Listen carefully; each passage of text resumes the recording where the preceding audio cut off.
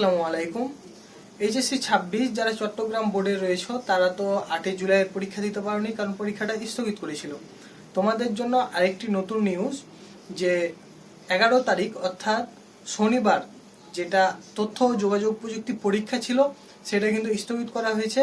শিক্ষা বোর্ড থেকে দুপুর 2টার দিকে কিন্তু নিউজ জানিয়ে দেওয়া হয়েছে যে তোমাদের পরীক্ষা যেটা রয়েছে শনিবার সেটা বন্ধ। তো আর কয়েকটা জেলা আছে যেমন সিলেট বোর্ডের কিন্তু পরীক্ষা স্থগিত করবে কিনা এটা এখনো তারা সিদ্ধান্ত জানায়নি।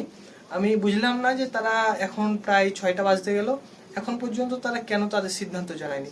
কারণ তাদের সিলেটের কয়েকটি জেলা কিন্তু অলরেডি বন্যায় ডুবে গিয়েছে, মানে ওখানে পরীক্ষা নেওয়ার কোনো পরিস্থিতি হয়ে নাই। তারপরেও তারা এখন পর্যন্ত তাদের সিদ্ধান্ত জানায়নি।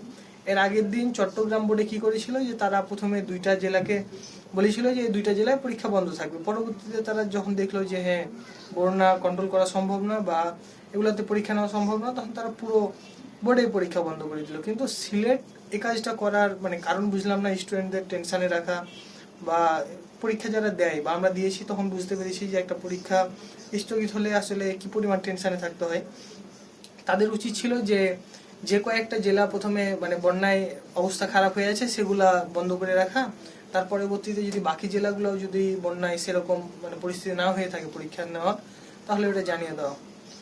তো সিলেট বোর্ডে পরীক্ষা হবে কিনা বা স্থগিত হবে কিনা বা কোন কোন জেলায় হবে এটা যদি আপডেট পেতে চাও অবশ্যই আমাদের সাথে যুক্ত থাকবে। আমরা ভিডিওর মাধ্যমে আমরা যদি সিদ্ধান্ত পাই তাহলে আমরা অবশ্যই তোমাদের জানিয়ে দেওয়ার চেষ্টা করব। ধন্যবাদ সবাইকে। আসসালামু আলাইকুম।